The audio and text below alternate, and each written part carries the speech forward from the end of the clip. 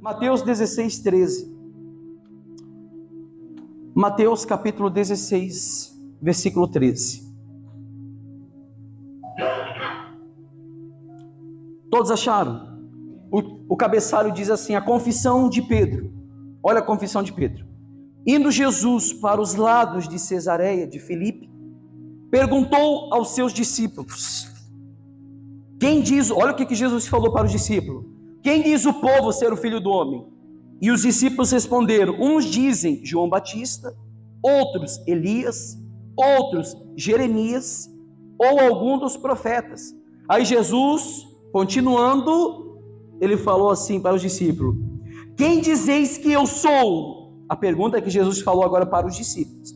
Respondendo Simão Pedro, disse: tu és o Cristo, o Filho do Deus vivo. Então Jesus afirmou: bem-aventurado és, Simão Barjonas, porque não foi carne e não foi sangue que te revelaram, mas meu Pai que está nos céus. Talvez, olha para cá um minutinho, talvez uma das perguntas mais simples que pode se fazer para alguém, mas uma das perguntas mais importantes que tem na Bíblia. Os obreiros podem sentar, auxiliar também. Jesus chegou para os discípulos e perguntou assim para os discípulos: quem que o povo acha que eu sou? O povo aí fora, eles dizem quem que eu sou.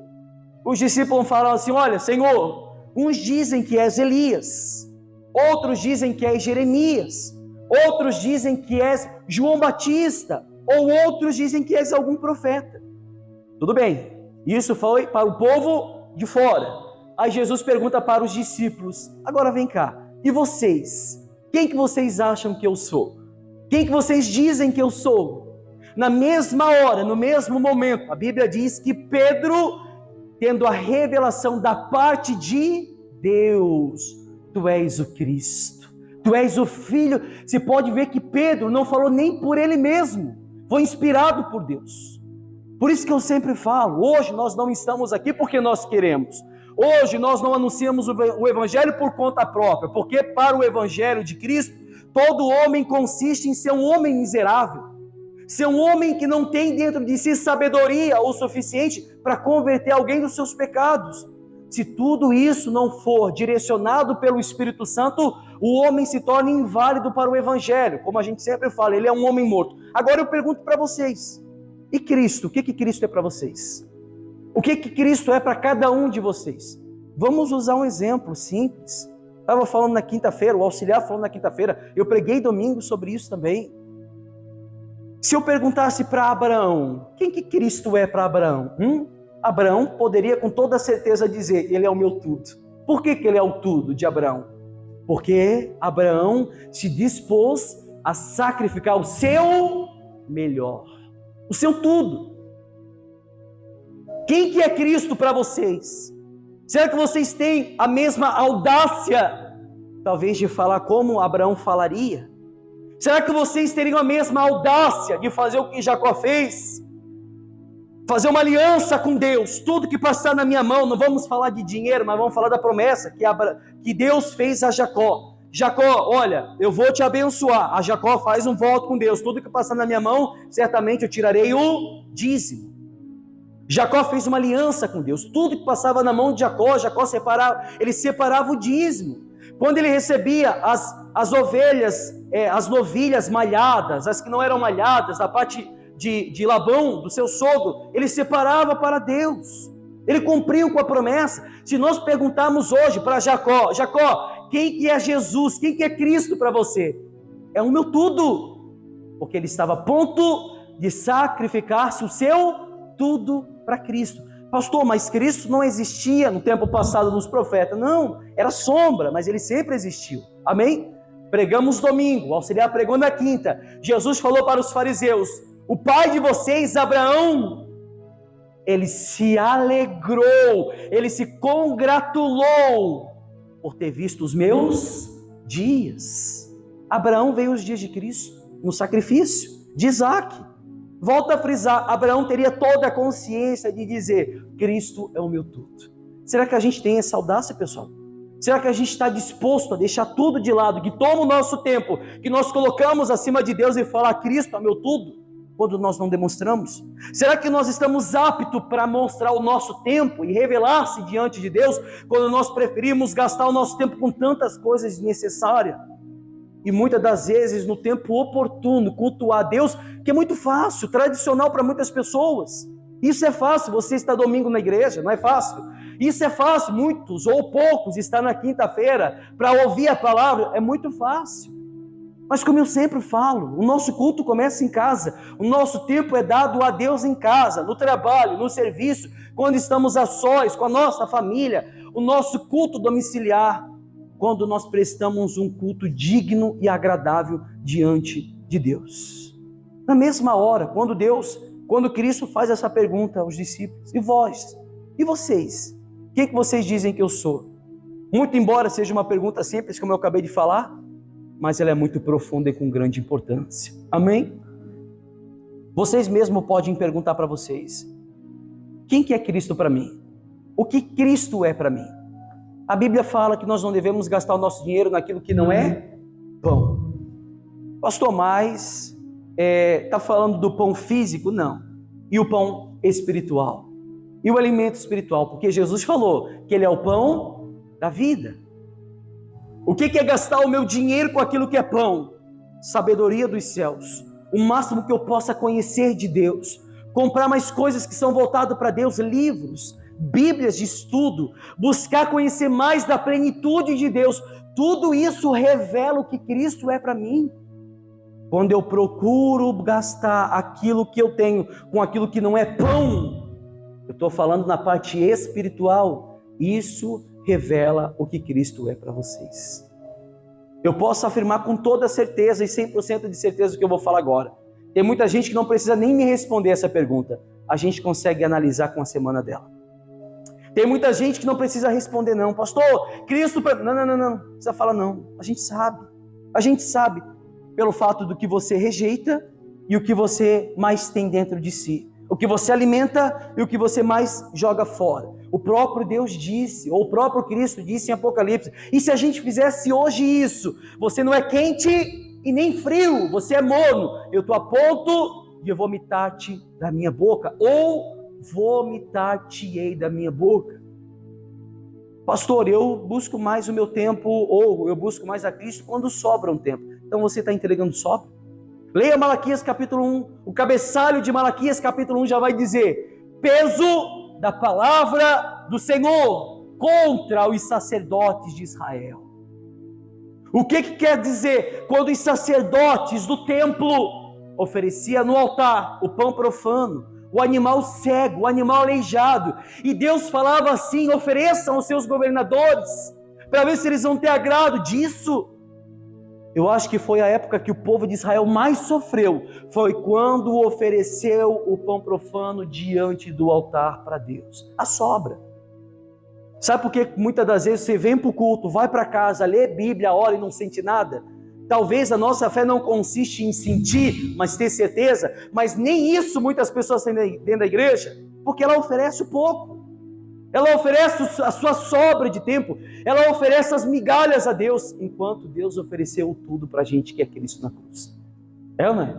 Enquanto Deus ofereceu aquilo que o homem não teria condição de fazer, como eu sempre falo, todo homem tinha um débito que era impagável diante de Deus. Nós tínhamos um débito com Deus. Era para eu e você estar gemendo, o nosso rosto está correndo sangue naquela cruz, no Monte Gólgota, no Monte... Era para eu e você estar lá. Mas por que não estamos? Porque nós não suportaria. Foi graças à propiciação por intermédio de Cristo Jesus e a expiação pelo seu sangue que expiou os nossos pecados, que hoje nós temos vida por intermédio dele. Amém?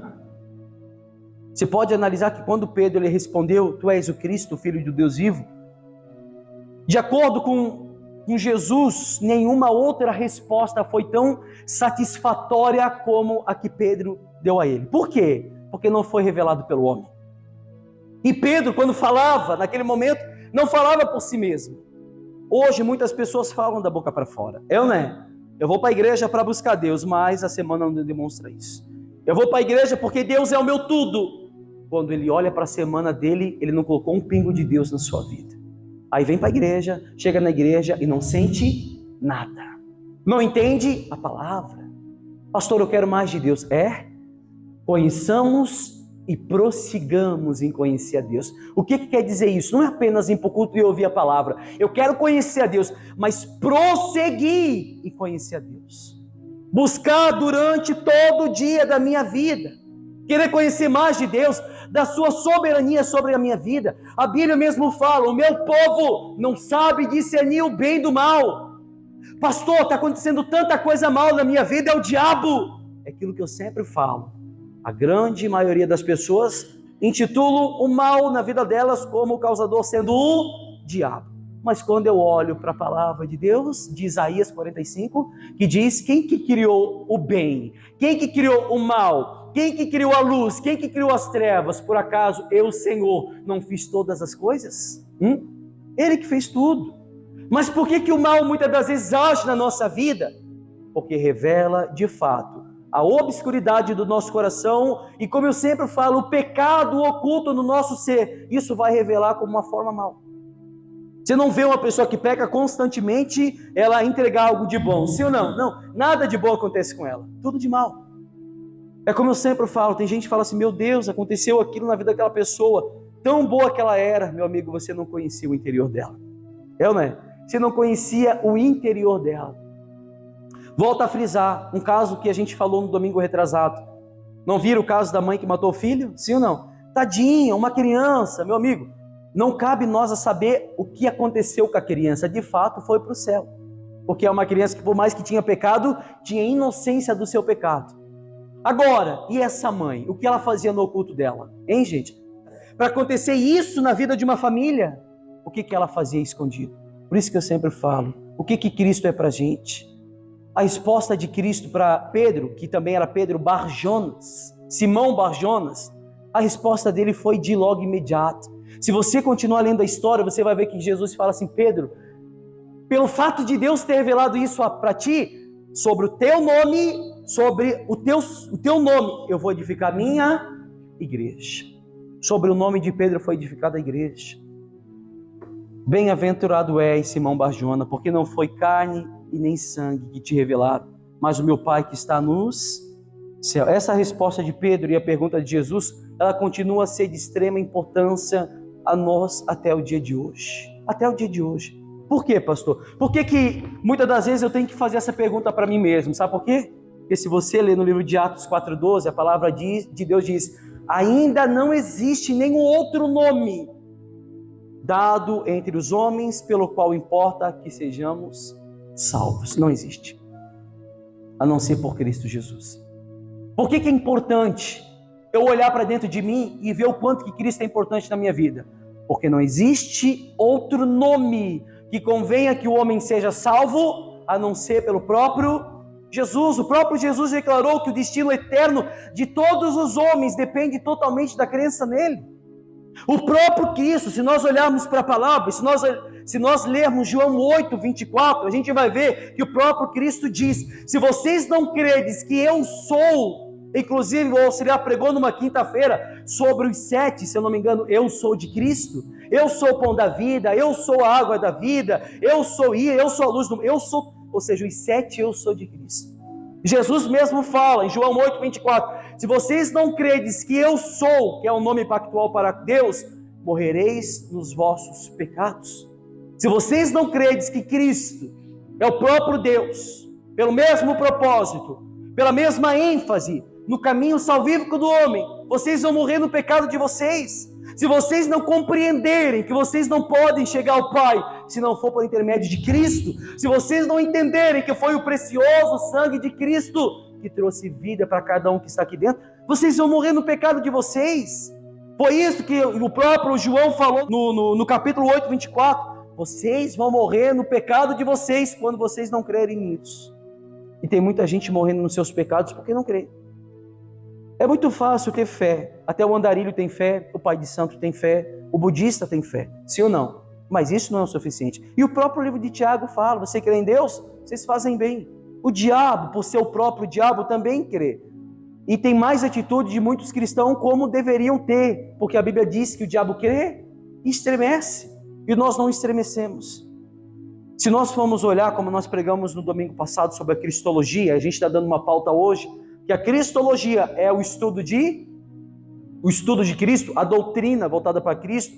Ela é uma das disciplinas mais fundamentais da teologia sistemática. Nós falamos aqui na escola bíblica sobre a teologia sistemática, sim ou não? A cristologia, a teologia, que é o estudo voltado para Deus, a cristologia, que é o estudo voltado para Cristo. Pregamos domingo retrasado a pneumatologia, que é o estudo voltado para o Espírito Santo. A antropologia, que é o estudo voltado para o homem. Por isso que nós falamos, um culto antropocêntrico é um culto voltado para o homem. Então, quando nós tratamos de estudar o homem, nós não estamos tratando de estudar a própria criatura. Nós estamos tratando de estudar o pecado que foi o pecado original que veio na primeira queda que o homem carrega até o dia de hoje. Esse é o estudo do homem. Nós olhamos o pecado original dentro do homem, o que tem causado esse pecado e até onde ele vai levar e até onde ele vai ir com esse pecado. Nós entendemos que nós vamos morrer com o pecado dentro da gente, sim ou não? Mas nós entendemos que o poder do pecado não opera mais dentro da gente. Qual é o papel de Cristo? Salvar o pecador mediante a fé, diante do seu sangue derramado naquela cruz. E o que ele é? O Ser Supremo. Como diz o livro de Hebreus também, que mesmo que o sangue de touros e o sangue de bodes fossem derramados no templo, eles não teriam condições de expiar o nosso pecado totalmente. Por isso que era feito todo ano expiação pelo pecado do povo. Mas a Bíblia diz no livro de Hebreus que o sangue de Cristo foi eterno, pactual. É um pacto que Cristo fez com a sua igreja, a nova aliança. E como eu falava, meu Deus, se você ler 1 Coríntios 11, 24 ou 23, Paulo vai dizer assim: porque o que eu recebi do Senhor é aquilo que eu também vos entreguei, que na noite em que Jesus foi traído, tomou do pão e do cálice, abençoando e disse: comei, tomai dele todos, que isso é o meu sangue, o sangue da nova e eterna aliança, que é derramado por vós. O sangue da nova e da eterna aliança. É o pacto que Cristo fez na cruz para que hoje eu e você pudesse ter condições de se achegar ao Santo dos Santos. Porque por nós a gente não teria condição. Eu sempre falo nas minhas orações, inclusive quando eu oro no altar, quando eu oro em casa, eu falo para Deus: meu Deus, eu não sou digno de estar na tua presença, muito menos de pronunciar o teu nome. Mas falamos como Pedro disse: para quem iremos? E para onde iremos? Se é só em Ti que encontramos as palavras de vida eterna. Sim ou não? Para onde, se eu não estiver na Tua presença, meu Deus, para onde que eu vou? Se é só aí que eu encontro salvação. Então mesmo o homem miserável que eu sou, e como disse Paulo: miserável homem que sou, quem pode me livrar do corpo dessa morte? Mas eu dou graças a Deus por Jesus Cristo. Se não for por intermédio dele, mesmo que eu sou um homem miserável, se colocando diante da presença de um Ser Supremo, é necessário que diante de Deus eu me esvazie de si mesmo, para que o poder de Deus se opere na minha fraqueza.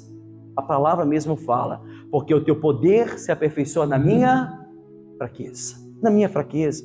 Quando estou fraco, aí que sou forte.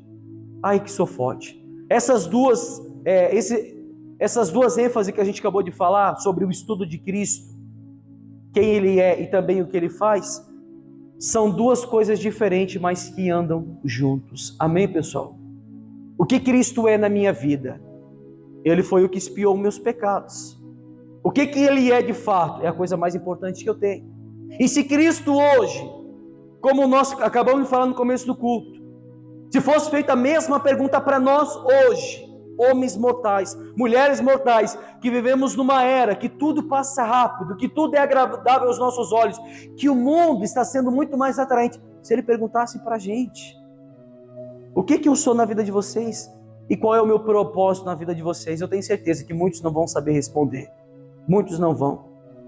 A gente vai explicar agora sobre esses dois pontos importantes dentro da doutrina de Cristo, imputando também o que a gente pregou um pouco domingo passado, sobre a cristologia. Mas a pessoa de Cristo, ela tem duas relações, tanto a relação da antropologia, também na relação da cristologia, o homem e Cristo. O homem em Cristo. Há uma relação muito estreita entre a doutrina antropológica e a doutrina cristológica. Por que ela é estreita? Porque, se você olhar desde os primórdios, desde o começo, Deus de toda maneira sempre criando algo para atrair o seu povo para perto dele, sim ou não? Tempo de Moisés, usou Moisés para salvar o povo de Deus da escravidão da mão de Faraó. Se vocês olharem no exílio, usava Jeremias, usava Ezequiel, usava Isaías, usava Amós após exílio para edificar o templo. Então era um caminho estreito entre Deus e o homem sempre, ou o próprio Deus sempre esteve perto do homem, mas o homem sempre esteve longe de Deus. Como? Com os nossos pecados.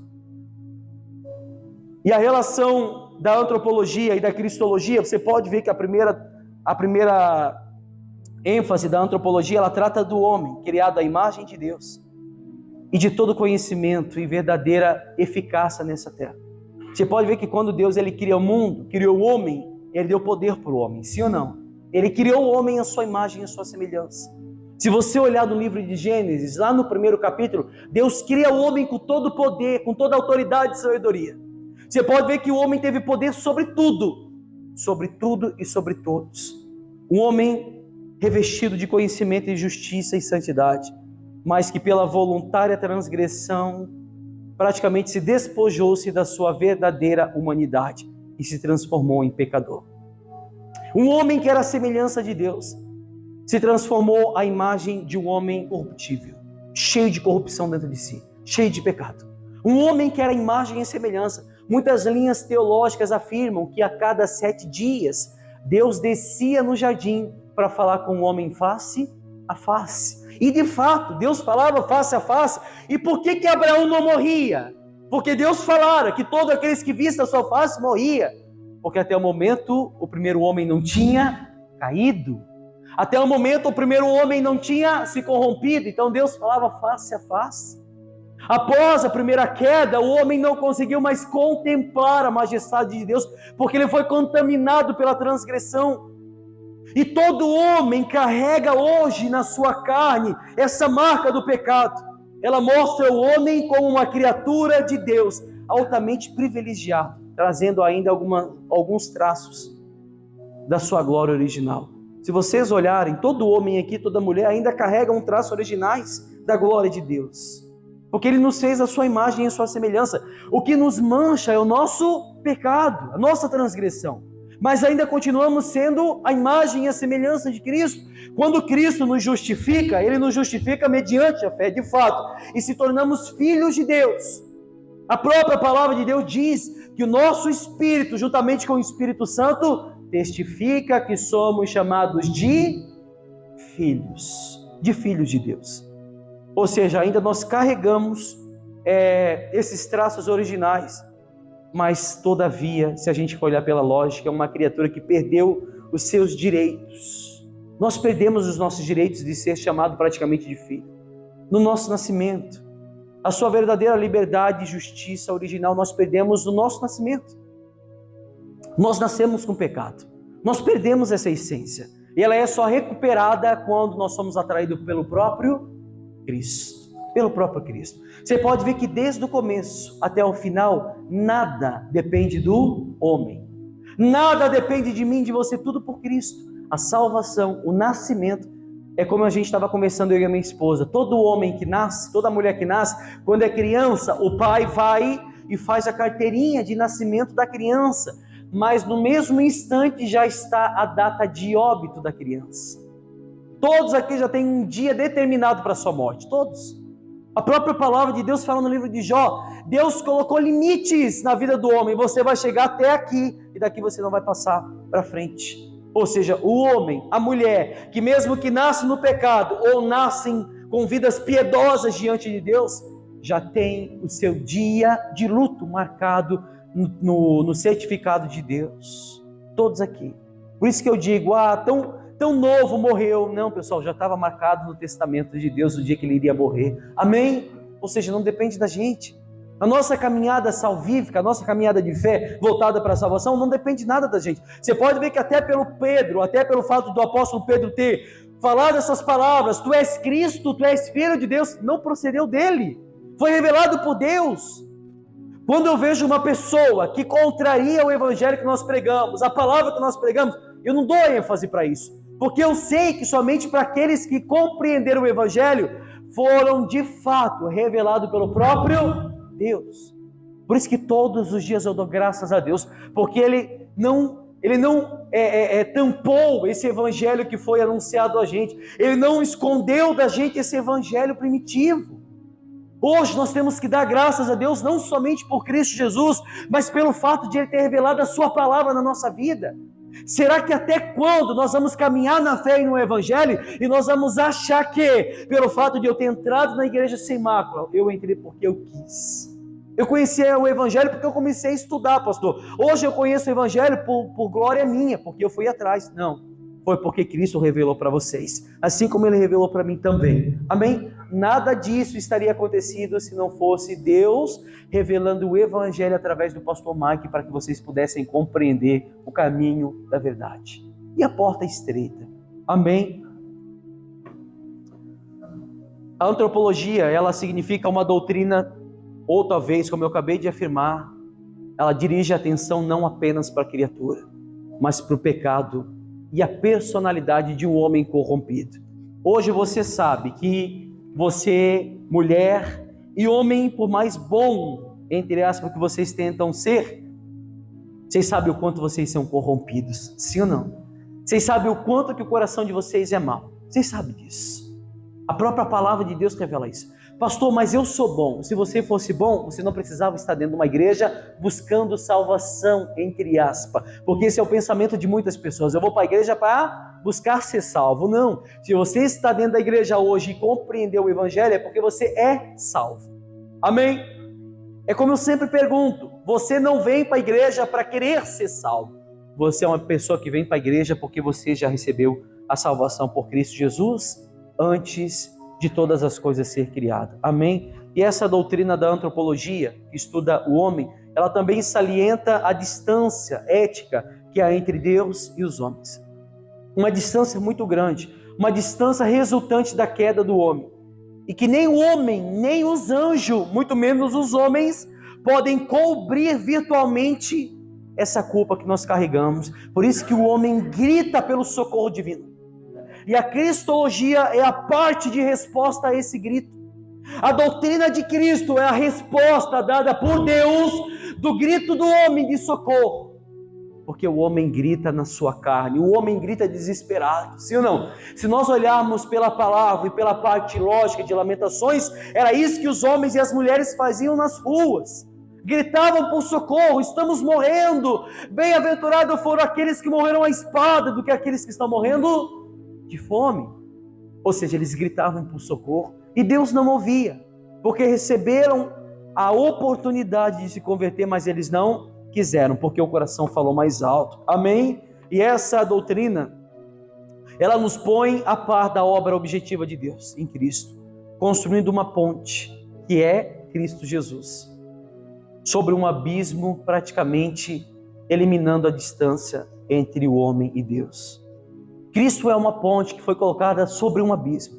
O homem estava na obscuridade. A Bíblia mesmo diz que Ele nos resgatou das trevas para a sua maravilhosa luz.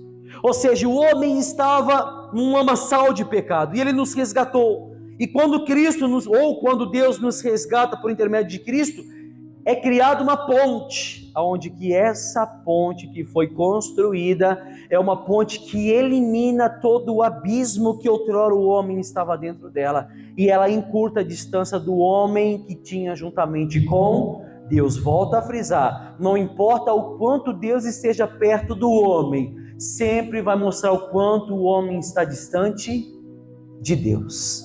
Sim ou não? Como que Deus está perto de mim, pastor? Olha pela palavra. Você tem a palavra em casa, você tem a Bíblia, você tem as escrituras em casa. E como que eu estou longe de Deus, pastor? Isso revela o quanto você tem prazer de meditar na palavra. Você tem bel prazer de se revelar um bom cristão e se salientar pela palavra da verdade, buscar conhecimento da palavra. A cristologia, ela mostra Deus vindo ao homem para afastar as barreiras entre Deus e o homem pela satisfação da lei de Cristo. A cristologia mostra o próprio Deus vindo ao homem caído, o homem corrompido, para afastar as barreiras que separavam a gente de Cristo. Amém, pessoal? Isso tudo só foi possível pela satisfação e a condição da lei de Cristo naquela cruz. E também para estabelecer o homem em sua bendita comunhão. Todo homem, toda raça humana, ela tem sim de fato, aqueles que nasceram de novo, sempre tem o desejo de estar em comunhão com Cristo. Amém? Você pode ver no auge mais alto espiritual que você tem com Deus. Quanto mais você ora, mais vontade você tem de buscar Ele. Sim ou não? Eu não digo buscar o Espírito Santo, como a gente sempre fala, vim buscar o Espírito Santo, não. Porque se eu tenho o Espírito Santo, ele não se retira de mim. Eu digo buscar conhecimento, buscar conhecer mais de Deus, buscar conhecer mais da sua plenitude. Quanto mais Deus se revela na minha vida, mais desejo eu vou ter de buscar Ele. O cristianismo mostra ao contrário da atitude de muitas religiões aí fora. Muitas religiões mostram o homem correndo. Se você olhar, o homem correndo, todas as religiões têm o seu escopo, ou seja, o seu alvo, de fato, de o homem estar empenhado na tentativa de buscar o seu Deus. Toda religião. Você pode ver o budista, como a gente pregou semana passada. Todo budista, ele se esforça para buscar a Buda, sim ou não? A religião do budismo mostra que o Buda é o que se encarrega de fazer o homem de ir atrás dele. Mas o cristianismo é a única religião que mostra diferente, que mostra o próprio Deus, o próprio Pai, tendo atitude de amor em busca do homem perdido. Amém? Você pode ler João 3,16. Que Deus amou o mundo de tal maneira que deu o seu único Filho para que todo aquele que nele crê não pereça, mas tenha vida eterna. Então a única religião que mostra de fato que Deus vá de encontro à sua criatura é de fato o cristianismo. Amém, pessoal? A gente vai falar do plano eterno da salvação de Cristo. Quando Deus criou o homem, era o seu propósito desfrutar com ele uma comunhão íntima e pessoal. Quando Deus criou de fato o homem, como eu acabei de falar no começo, Deus criou Adão, a sua imagem, e o papel de Deus e o propósito dele era desfrutar com o homem uma comunhão íntima e pessoal. Era sempre ter intimidade com o homem, sempre estar próximo do homem. Mas infelizmente a intervenção do diabo, você pode ler a palavra de Deus no livro de Gênesis, que a serpente foi sagaz, fazendo com que Eva caísse, com que Adão caísse, e a entrada do pecado na natureza do homem, fazendo com que o homem se torne corrompido, adiaram esse propósito. E consequentemente a sua consecução precisou ser feita por um novo e vivo caminho. O homem caiu, o homem perdeu a essência do Espírito Santo, o homem se desgarrou praticamente da plenitude de Deus que estava na sua vida. Então Deus de outrora, de outra maneira, tinha que de fato criar um outro caminho, um caminho vivo e eficaz, e nós conhecemos esse caminho hoje. Deus vai e entrega o seu Filho na cruz, para que hoje a gente recebesse salvação por intermédio dele. Amém? Caminho esse completamente dentro da soberania de Deus. Quando Deus ele cria esse caminho, e como a gente já pregou aqui esses dias, na reunião celestial, o Pai, o Filho e o Espírito Santo, isso tudo já estava planejado pelo Pai, antes da fundação do mundo. Deus já sabia que muitos aqui iriam se corromper, pessoal? Claro que já, Ele é soberano sobre todas as coisas. Agora, o homem caído e escravizado pelo pecado, ele é alvo principal do plano salvador de Deus. Eu não estou falando que a palavra que a gente prega tem que colocar o homem no centro, não. Porque se o homem fosse o centro, ele não precisava de um salvador, sim ou não? Mas, de fato, por que o alvo de Deus é o homem? Porque o homem precisa de alguém que o salve. O homem precisa de alguém que o regenere. O homem precisa de alguém que o lave com o sangue do cordeiro ou com o sabão do lavandeiro. A relação de Deus com o homem passa agora por dois crivos. Quando Deus ele cria esse caminho, a relação do homem entre Deus e o homem vai passar por dois caminhos, por dois crivos, digamos assim. A justiça e o seu amor. Aí nós olhamos para a justiça. O que está ligado na justiça? O juízo, a ira, a condenação. O que está ligado na justiça? O homem pagando o preço do pecado, pagando o preço do seu caminho, pagando o preço das suas obras. O que o homem faz, ele vai colher. Por isso que a própria palavra diz que aquele que planta na carne, colhe corrupção, e aquele que planta no Espírito, colherá vida eterna. O próprio livro de Gálatas fala isso. Ou seja, os dois crivos, o amor e a justiça. Agora o amor mostra de fato um pai entregando um filho a pecadores, aqueles que estavam perdidos e foram achados por Cristo. Hoje nós olhamos um dos crivos mais importantes, que é o amor de Deus. A gente nunca deixou de pregar o amor de Deus, nunca. Por mais que nós pregávamos a ira, por que nós despertávamos dentro do povo um certo temor? Porque nós mostrávamos o quanto Deus lutava, o quanto Deus se revelava por um vivo caminho. E muitas das vezes a gente, rebeldes, pessoas que preferíamos mais a vontade e o deleite do nosso coração, nós não enxergávamos esse caminho. E como eu sempre falo, não foi nós que conhecemos o caminho, não foi nós que revelamos esse caminho para nós mesmos, foi o próprio Cristo que nos revelou. Amém, pessoal? Por isso que hoje nós temos salvação por intermédio dele. Amém? De acordo com a santidade e a justiça de Deus, Deus teve que punir o homem de fato pela sua transgressão. Hoje, se você é punido pelo seu pecado, meu amigo, você está sendo punido pelo caminho que você está trilhando. Hoje, se você está sendo punido pelo seu pecado, você está sendo punido pelas obras e os caminhos que vocês estão trilhando. Amém? E devido ao amor de Deus, o que quer revelar? A salvação das nossas almas. Amém? A justiça divina exige que o homem seja punido e receba o justo castigo pelos seus atos e as suas obras. Diga graças a Deus. Essa é a palavra que eu quero deixar para vocês. Que essa palavra entre no coração de vocês e faça essa pergunta que eu fiz para vocês agora no começo do culto. E se fosse Cristo, Ele falando para vocês, o que eu sou para vocês? O que eu sou para vocês? Mesmo que se eu perguntasse, o que Cristo é para vocês? Hein, pessoal? Ah, pastor, não precisa revelar para mim não. Não precisa falar para mim não. Vocês de fato vão revelar com as suas obras e com o seu caminhar. Não fuja de Deus por causa do seu pecado, não. Não fuja da presença de Deus por causa do seu pecado. Vocês têm que fugir do pecado por causa de Deus.